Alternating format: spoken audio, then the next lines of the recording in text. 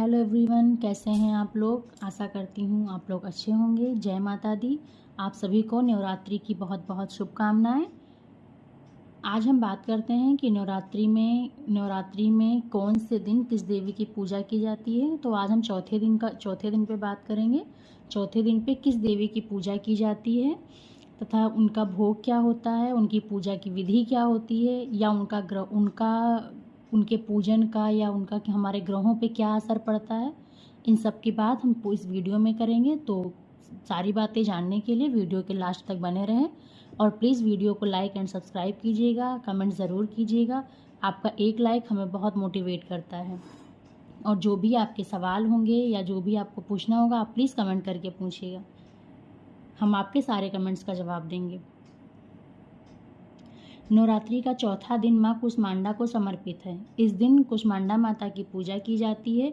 माँ कुष्मांडा को ब्राह्मण की रक्षक माना जाता है। उनकी पूजा से धन, शक्ति, बुद्धि और स्वास्थ्य में वृद्धि होती है।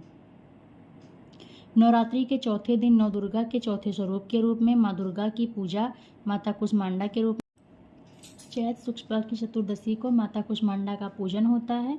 इस दिन भक्त भोग में मिठाई, फल और मालपुआ अर्पित करते हैं।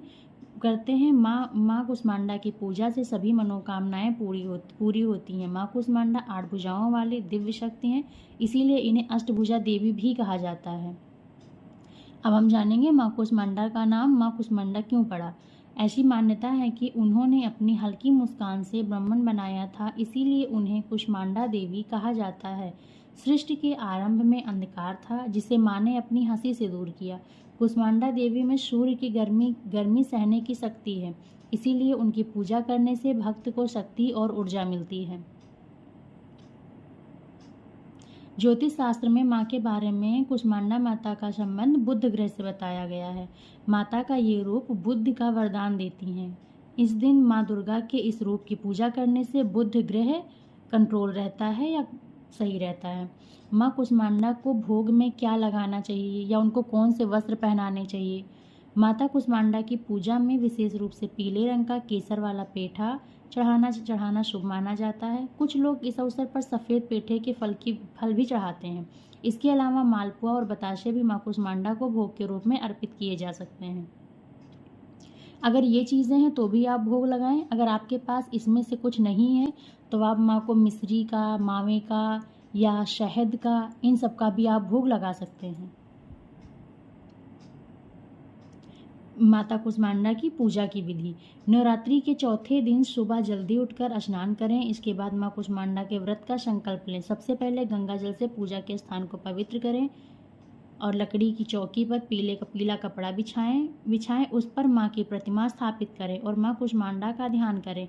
अगर आपने नवरात्रि में घट स्थापना नहीं की है तो आप ऐसे भी कर सकते हैं, लेकिन अगर आपने घट स्थापना की है तो बस आपको पूजा करना है, दोबारा चौकी नहीं लगानी है। हाँ, इस दिन आप माँ के वस्त्र बदलिए, उनको तैयार कीजिए, उनको पर इत्र लगा के माला, सिंदूर, इन सब से माँ को तैयार किया जाता है। पूजा में पीले वस्त्र, फूल, फल, मिठाई, धूप, दीप, नैवेद्य और अक्षत अर्पित करें।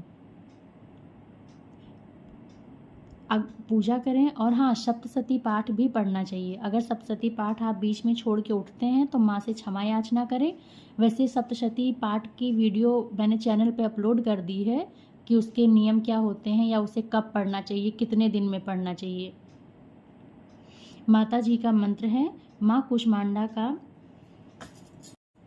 नवरात्रों में माता की चौकी लगाने का बहुत ही महत्व है, इसीलिए नवरात्रों में चौकी ज़रूर लगाएं।